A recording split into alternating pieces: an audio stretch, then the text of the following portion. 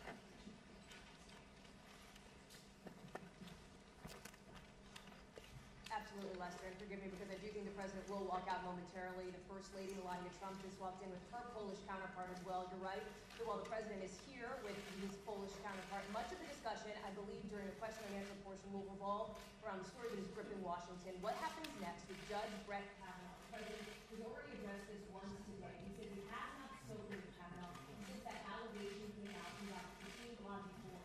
The president also said that he does not believe the FBI wants to investigate, and so some Democrats are now calling him. Ladies and gentlemen, the President of the United States, accompanied by the President of the Republic of Poland.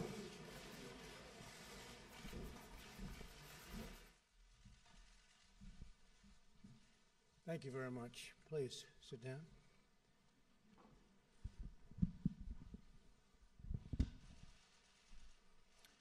Today I'm very honored to host the President of Poland, friend of mine, President Duda. And Mrs. Duda, thank you very much for being here. Great honor.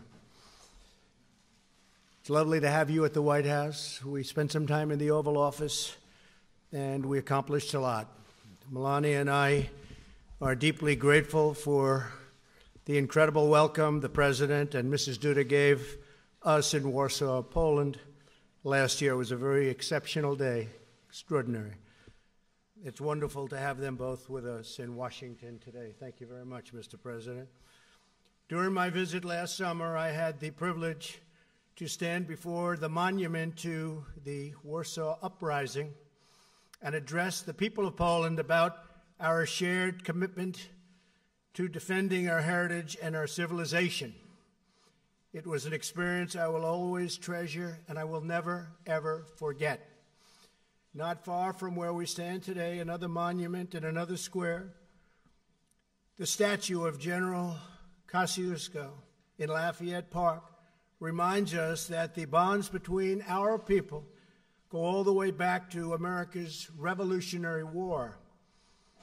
This year, the United States and Poland are celebrating 100 years of Poland regaining its independence and nearly 100 years of U.S.-Polish diplomatic ties. It's a long time. I'm thrilled to say that the alliance between our nations has never been stronger, with you and I at the helm. Do you agree with that? Thank you, Mr. President. Glad he said yes. In our discussions this afternoon, President Duda and I agreed to bolster our robust defense ties. We will enhance cooperation in military relations, intelligence, missile defense, technology, and training.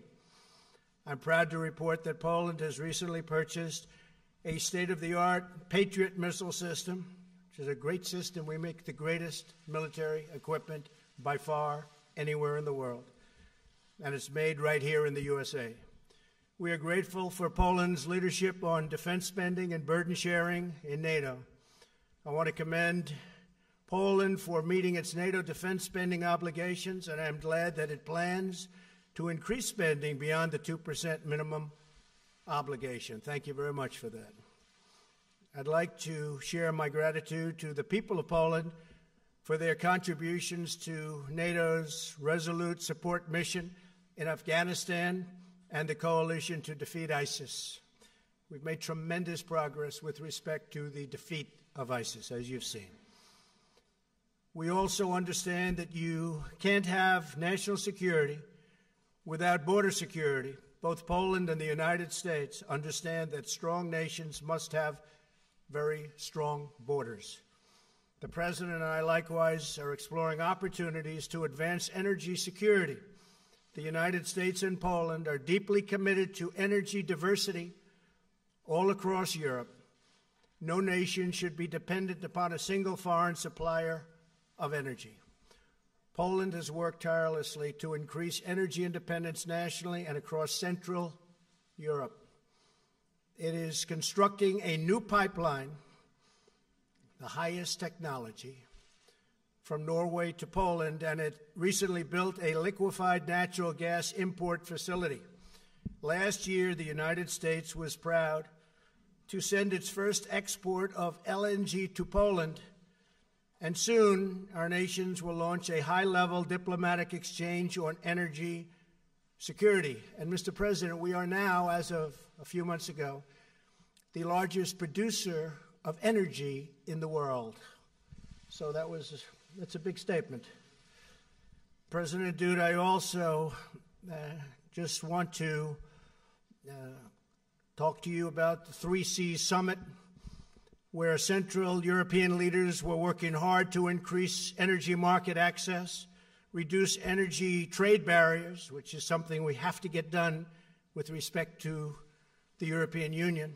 The trade barriers, they make it very difficult for the United States, and to strengthen energy independence. The United States firmly supports these goals, and we are eager to expand commercial ties all across the region of Europe.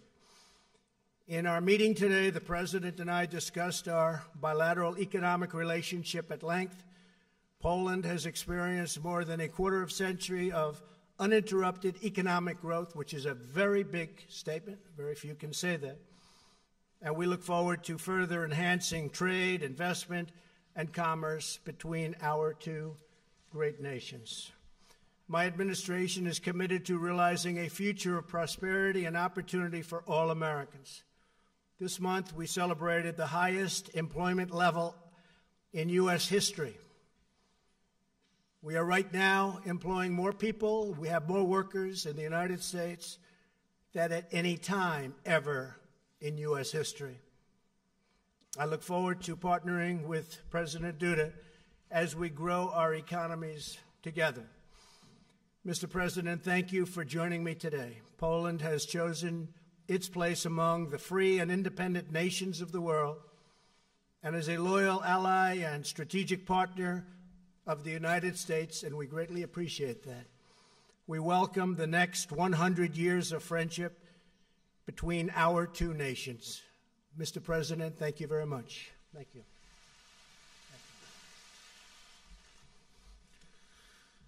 Ekscelencjo, Szanowny Your Panie Excellency, Prezydencie, distinguished Mr. President, Szanowni Państwo, distinguished ladies and gentlemen, bardzo się cieszę, I am że w delighted tym tak ważnym dla that Polski roku, in this roku year, so stulecia important to odzyskania przez Poland, Polskę the niepodległości, year of Poland mogę regaining its gościć independence. We w celebrate our Waszyngtonie, 100th w anniversary Białym of Domu it. w siedzibie I'm able to prezydenta be Stanów hosted here, Zjednoczonych, that I'm at the który seat także z of tego the punktu President of the widzenia, United States at the White House at Washington.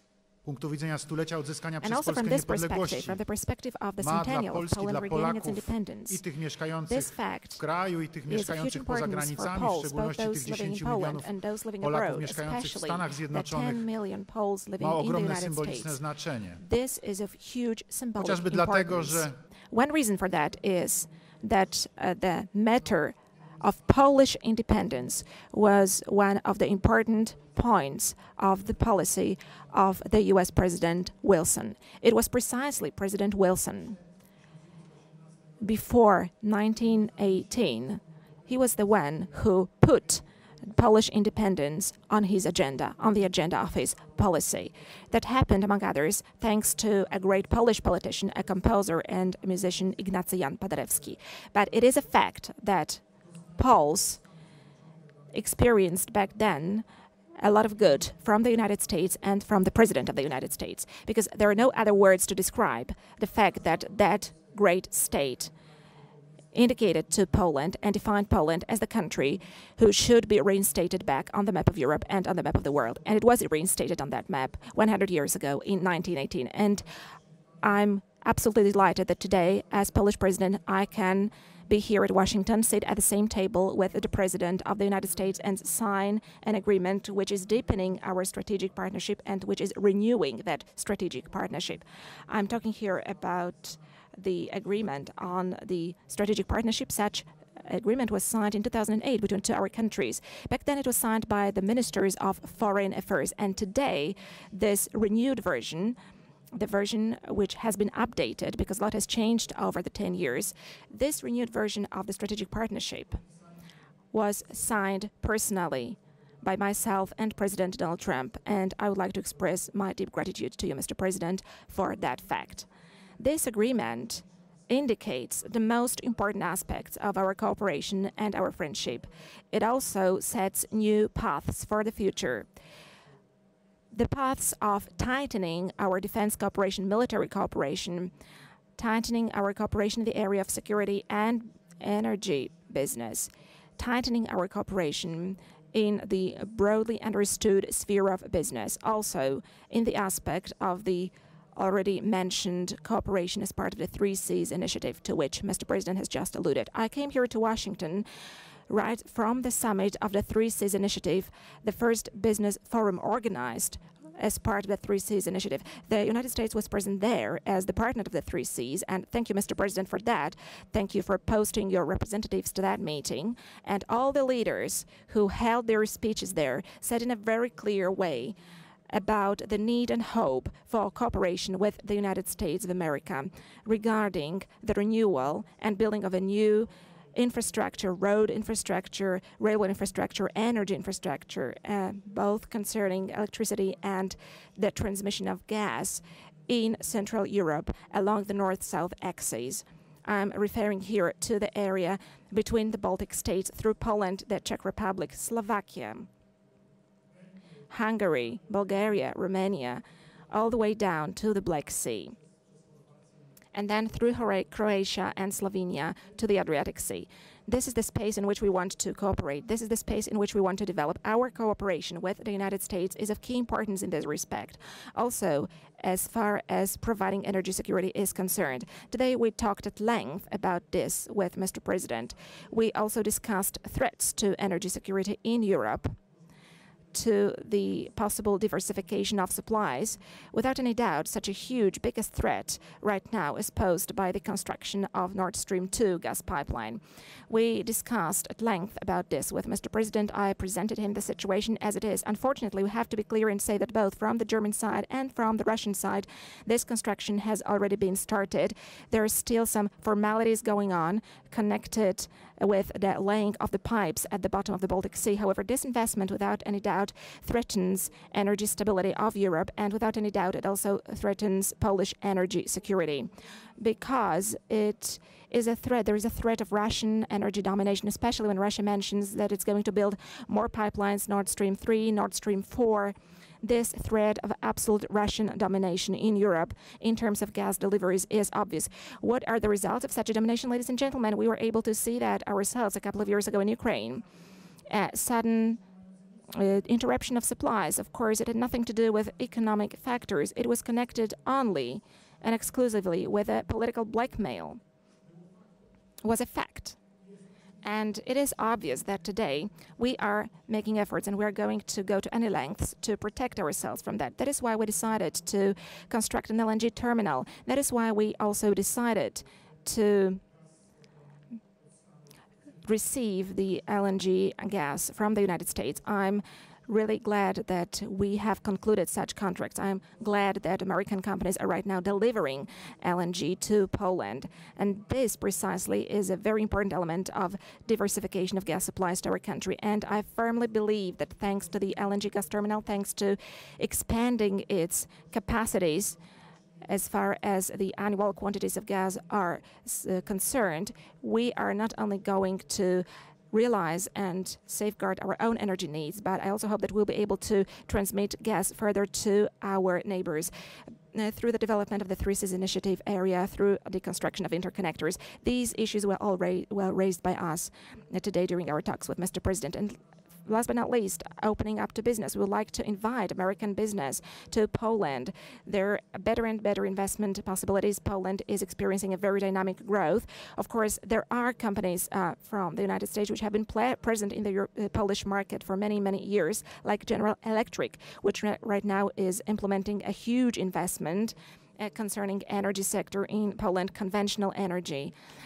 Such as construction of the Ostrołęka 2 plant that is a huge contract amounting to almost $2 billion. These are the huge projects which are all being realized in Poland. But we want to invite to Poland all business people, those who have got huge economic projects here and who have got huge possibilities of investment. But we would also like to invite the smaller ones. Poland is a big European country. I believe it is an interesting partner where the United States and the U.S. business is very much welcome. And I want to assure you, ladies and gentlemen, about that.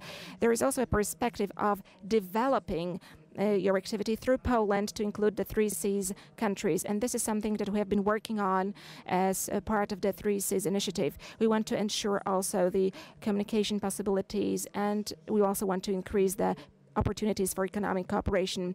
We want also business partners from the U.S. to join our projects. There are going to be a lot of communication, traffic-related investments in our part of Europe. We would like to invite American businesses to come because I believe that this opens up an opportunity for making joint business. And ladies and gentlemen, all of that is connected, of course, with the issue of military security.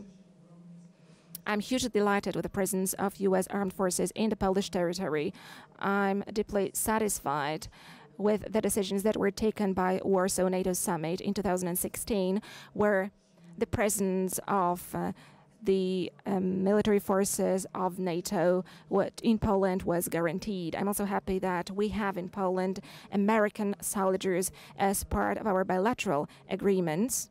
But I would like to invite you, Mr. President, to post more American troops to Poland We believe that the presence of the United States is a guarantor of security in our part of Europe. We ourselves want to invest further. We want to modernize Polish armed forces.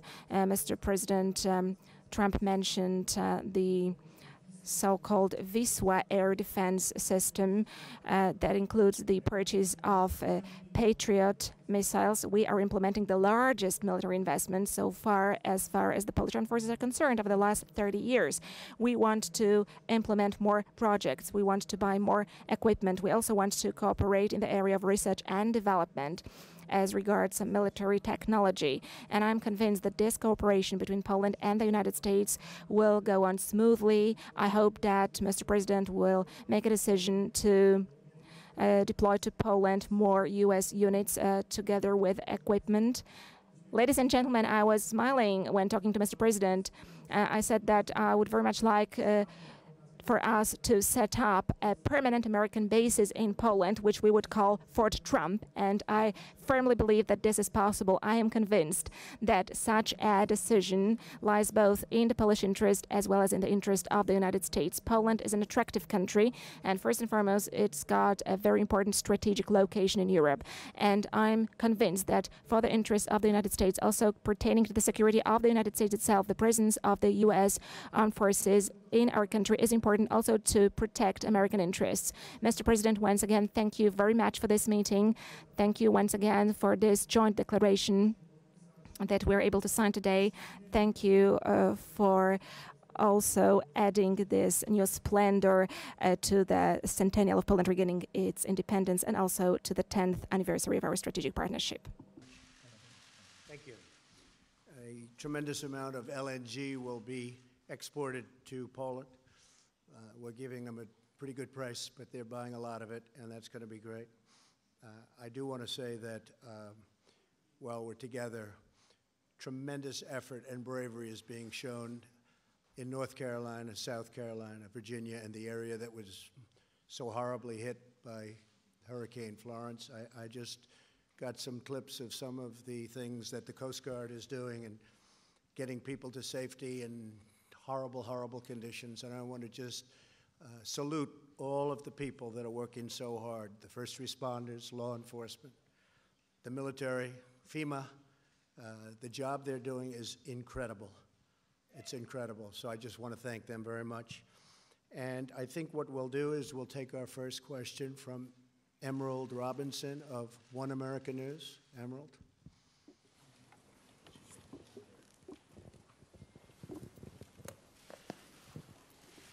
Thank you, Mr. President. So, news today of a Russian plane shot down over Syria. Russia is assigning the blame to Israel, even though it was accidentally shot down by Syrian forces. Clearly, things are heating up. There's concerns by many Americans, most Americans, that we might be involved in a war in Syria soon. You had hoped to bring troops home, but clearly things are changing. What do you tell American people today about a possibility of war in Syria? Well, I just heard about the incident you have mentioned, Emerald, and it sounds to me, and it seems to me, just like based on a review of the facts, that Syria shot down a Russian plane. And I understand about 14 people were killed, at least, and that's a very sad thing, but that's what happens. But Syria, according to early reports, that's subject to change, but that Syria shot down a Russian plane. So that's not a good situation. We have done a tremendous job in Syria and in that region eradicating ISIS, which is why we're there. And we're very close to being finished with that job. And then we're going to make a determination as to what we're going to do. But we have eradicated ISIS in a very large area of the Middle East. These are people that will not be coming here, because they're not around any longer. So we've done, in a very short period of time, our Vice President is here, Mike Pence, our great Secretary of State, who really, thank you very much for the great job you're doing, Mike Pompeo. And we've been working very hard on this, and They've done an incredible job over there, but we'll make a decision fairly quickly. Thank you very much. Would you have a question for the President? Certainly. Thank you, President Duda. Clearly, you said you asked President Trump if he would consider a permanent base in Poland, and of course, that also relates to Russia. What would you say, how did the President respond to your position to have a permanent base from America in Poland? And then also, do you currently have concerns over the U.S.-Russia relationship? Oczywiście. Well, of course, I told Mr. President about all the aspects connected with the permanent presence of the U.S. Armed Forces in Poland. But first and foremost, I assured Mr. President of one thing. First and foremost, ladies and gentlemen, we cannot say that if there are permanent bases of the U.S. Armed Forces in Poland, we will see a deterioration of security, because that will lead to an increased Russian activity and an increased militarization of this part of Europe by Russia. I want to say it clearly, ladies and gentlemen, a very strong militarization of, for instance, Kaliningrad Oblast has taken place for more than 10 years now. It is the reality that we live in today. As far as an aggressive Russian behavior is concerned, as far as increased military activity is concerned, including increasing of the militarization, Russia has been conducting such activities in a systematic way. And for the first time, we're able to see that in a materialized way in Georgia in 2008, when the then president of Poland, Professor Lech Kaczynski, took other European leaders, and they went to Tbilisi to stop Russian tanks, which were about to attack the capital of Georgia. And from that moment, that military expansion has been developing. It's another leg was the attack on Ukraine. And today we can see an illegal annexation of Crimea. Today we are witnessing constant violation of international law in the Lugansk and Donetsk oblasts. So these are today political and military facts of Europe. And the presence of the United States is only providing a guarantee of security and a possibility to defend. Because let me reiterate again, it is only about the guarantee of security and defense of our part of Europe, that is the free world. This is the most crucial issue right now from our perspective, from the perspective of Central and Eastern European countries. And we are speaking in one voice on this one, generally. That is why we wanted to ensure the presence of the United States Armed Forces, and also we wanted to have the presence of NATO forces in our part of Europe as well. And of course, Mr. President and his staff, his advisors, and also the Pentagon staff have to consider all these issues, but there is a whole range of arguments which are in favor of the fact that the presence of the U.S. Armed Forces in this area is absolutely justified today. That is due to the protection of the interests of the United States as well. So I am absolutely convinced of this one, because today, unfortunately, we are seeing international law being violated. Today, we are seeing aggressive behaviors, and I am convinced that there is no more effective method of preventing a war than a decisive stance, demonstrating that we are ready any moment to repel a possible attack. And a presence also means deterrence. At the same time, I am convinced that when we have a strong military presence in this part of Europe where there is a potential threat, then there will be no war happening ever. That the President also said, and he said it publicly, that he would pay the United States, meaning Poland would be paying billions of dollars for a base. And we're looking at that more and more from the standpoint of defending really wealthy countries and not being reimbursed, paid. It's one thing when we defend countries that can't defend themselves, and they're great people and we should help them. We don't expect anything for that. But when we're defending immensely wealthy countries and they're not paying for the defense to the United States, they're only taking advantage of us. And we are in discussions with numerous countries, all of whom you know, about payment. And we get along with them very well, but it's not fair. That includes NATO. As you know, I got $44 billion additional last year, where they paid an additional. You can speak to Secretary General Stoltenberg, who's the head of NATO, and he said he's never seen anything like it. And this year we did even better.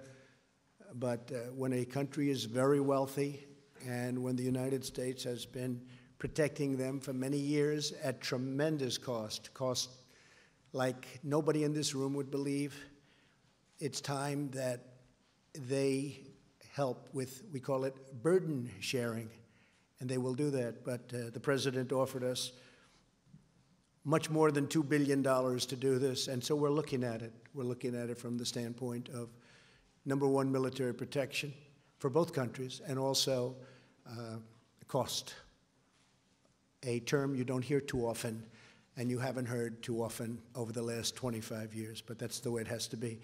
Thank you very much. Would you like to have a question, please?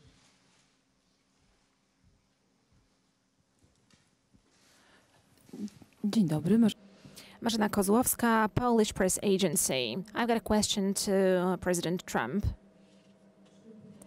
Do you share the conviction, which we have just heard a minute ago, expressed by President Duda concerning the threat which is posed to the region, but not only to the region, by Russia? And do you also share the view that permanent American bases in Poland are justified not only due to the security of the countries in our region, but also due to the security of the United States? I think it's a very aggressive situation.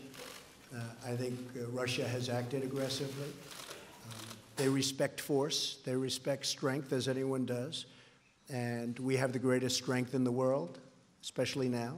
We were being depleted under the last administration. We had planes that were old and tired and didn't fly in some cases. They were getting used parts. This is the United States. It doesn't happen. We make the greatest planes in the world and missiles in the world. And we have enhanced, to put it mildly, our military. It's literally being rebuilt as we speak, with literally hundreds and hundreds of planes and missiles and everything that you can imagine.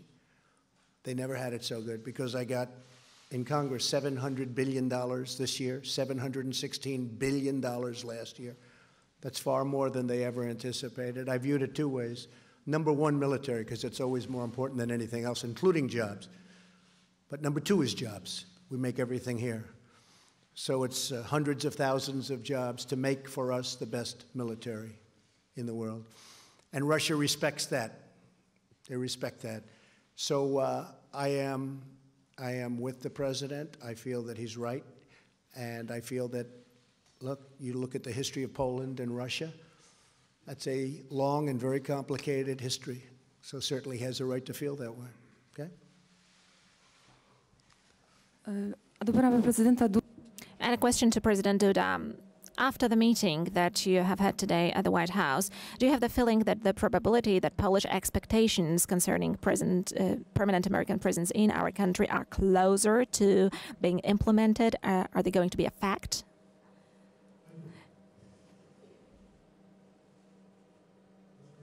Ladies and gentlemen, today myself and Mr. President had a tete-a-tete meeting, a private meeting, and then we met also with our staff.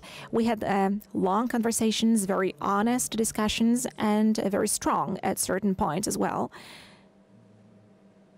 in terms of diagnosis of the situation in the area of military security and energy security alike. And I am convinced that all of us are going to draw appropriate conclusions from these discussions, because, as I said, both sides presented their positions in many, absolutely many elements. They are concurrent as far as the assessment of the situation currently is, what kind of steps need to be taken in order to protect both the issue of security and the issue of interests. These are business-related issues. I am convinced that, ladies and gentlemen, you are going to see the results of both our meetings today and of the declaration that we have signed together with Mr. President. Of course, we are talking about long-term processes, so I'm sure that you are going to see how this is going to be filled with content, and you will see concrete facts that will appear on the maps and also in agreements and in purchases that are going to be realized. John Decker of Fox, please. Thank you, Mr. President. Two questions for you, one on Judge Kavanaugh and also one on trade. On Judge Kavanaugh, yesterday you said, we want to go through a full process. You said, we want to make sure everything is perfect, everything is just right. To that end, what would be the problem with the FBI reopening their background investigation into Judge Kavanaugh? Would you support such a thing? It wouldn't bother me, other than the FBI, John, said that they really don't do that. That's not what they do. And now they have done supposedly 6 background checks over the years as Judge Kavanaugh has gone beautifully up a ladder. He's an incredible individual, great intellect, great judge, impeccable history in every way, in every way. I feel so badly for him that he's going through this, to be honest with you. I feel so badly for him. This is not a man that deserves this. This should have been brought to the fore. It should have been brought up long ago. And that's what you have hearings for. You don't wait till the hearing is over and then all of a sudden bring it up. When Senator Feinstein sat with Judge Kavanaugh for a long period of time, a long, long meeting, she had this letter. Why didn't she bring it up? Why didn't she bring it up then? Why didn't the Democrats bring it up then? Because they obstruct and because they resist. That's the name of their campaign against me. They just resist and they just obstruct. And frankly, I think they're lousy on policy, and in many ways they're lousy politicians, but they're very good on obstruction. And it's a shame, because this is a great gentleman. With all of that, I feel that the Republicans, and I can speak for myself, we should go through a process, because there shouldn't even be a little doubt. There shouldn't be a doubt. Again, they knew what they were doing. They should have done this a long time ago, 3 months ago, not now. But they did it now. So I don't want to play into their hands. Hopefully, the woman will come forward, state her case. He will state his case before representatives of the United States Senate, and then they will vote. They will look at his career. They will look at what she had to say from 36 years ago, and we will see what happens. But I just think he is at a level that we rarely see, not only in government, anywhere in life. And honestly, I feel terribly for him, for his wife, who is an incredible, lovely woman, and for his beautiful young daughters. I feel terribly for them. On trade, Mr. President, you announced new trade tariffs against China. Trade tariffs are a very important part of your economic and trade policy. In your first year in office, the U.S. trade deficit increased by 12%. And last month, we saw the trade deficit increase to, I believe it was $72 billion. So my question to you is your trade tariffs policy working? Well, we just started. We didn't do anything with respect to China because we wanted to have the benefit of China having to do with North Korea. And they have been helpful. I hope they're still helpful. There's a question about that. But it got to a point where the numbers were too big. This should have been done for the last 20 years. If you look at the WTO, the World Trade Organization, that's when China really happened economically. It was like a rocket ship because they took advantage of the rules of the WTO. And whoever was standing at this podium in this incredible White House, in the Oval Office, they should have done something about this long ago. Over the last number of years, China has taken out of this country $500 billion and more. A year. $500 billion. That would go a long way for Poland, wouldn't it? You could rebuild your whole country. And that's what China did. They rebuilt their country with tremendous amounts of money pouring out of the United States. And I've changed that around. And if you look at what's going on, our market is going up like a rocket ship. I don't want their market to go down, but their market is down 32% in 3 months because we can't let them do anymore what they've done. And I watch trade deficits because to me deficits are very important. They're not everything, and they're not exact. Sometimes you can have a deficit and That's not such a bad thing. But when you have $375 billion in trade deficits, and then many billions of dollars in other liabilities of all different types, you have to do something about it. We are the piggy bank to the world. We've been ripped off by China. We've been ripped off by, excuse me, Mr. President, the European Union, of which you're a part of. We've been ripped off by everybody. And I want to protect the American worker, the American farmer, the ranchers, the companies. And we're not being ripped off, you will see in a little while. Speaking of that, we've come to a conclusion with Mexico. We have a wonderful deal for both parties. It was a very one-sided deal. Now it's a good deal for both parties. Very happy with it. The new president had conversation, and it was terrific. I think we're going to have a very good relationship. We'll see. We'll see. We want help on the border because we have the worst immigration laws in the history of mankind or womankind. We have horrible, horrible immigration laws, so we want help. But we've come to a conclusion with Mexico. Canada has taken advantage of our country for a long time. We love Canada. We love it. Love the people of Canada. But they are in a position that's not a good position for Canada. They cannot continue to charge us 300% tariff on dairy products. And that's what they're doing. So this is a process. It takes a little time. The European Union wouldn't talk to us. They wouldn't talk to President Obama, wouldn't even talk to him. And then I said, that's okay, you don't have to talk to me. Jean-Claude is a tough man. He's a very good man. I like him, but he's tough. He's nasty. The kind of guy I want negotiating for me. But he's a tough, tough cookie. And I said to him, we have to renegotiate the deal.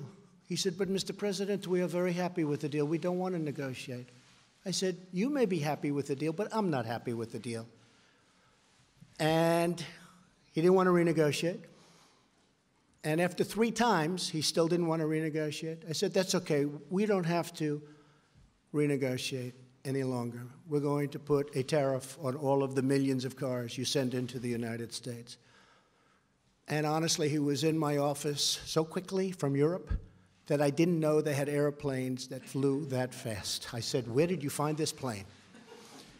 And we have the semblance of a deal, because it's, to a large extent, economically all about cars. Cars is a very big factor, and they send millions of BMWs and Mercedes into our country. So we are working on trade very hard. It's very important to me. It has been for 30 years. I've been saying for 30 years. It started with Japan.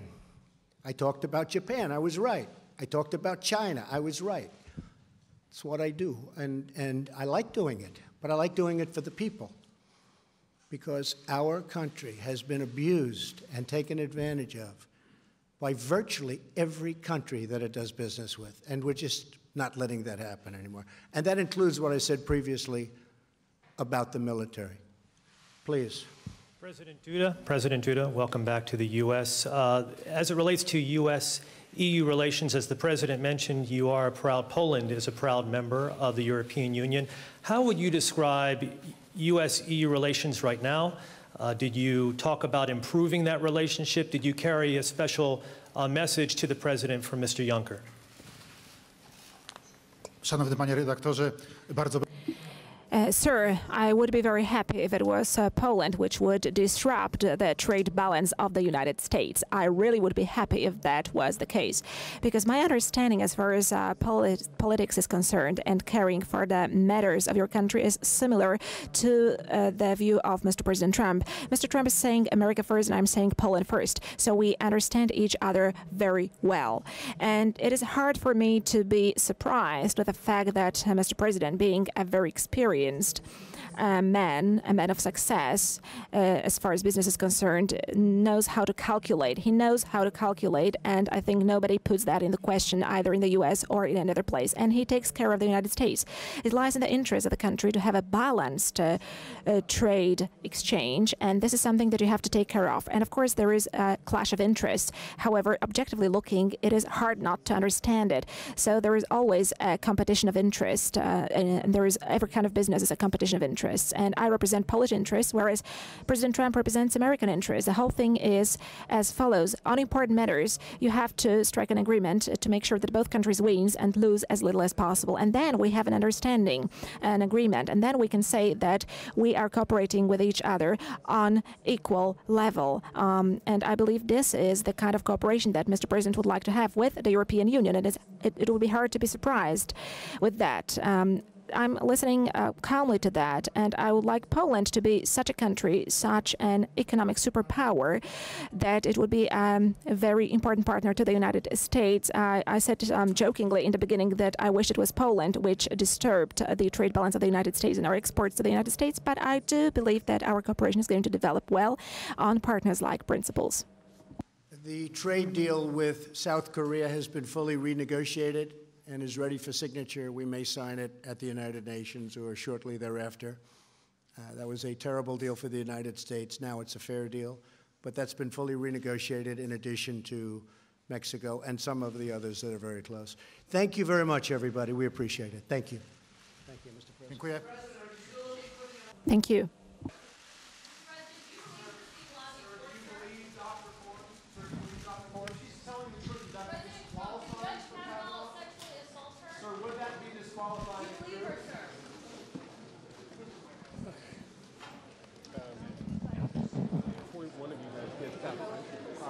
Get out. Trying to think of which way. Do you want to go?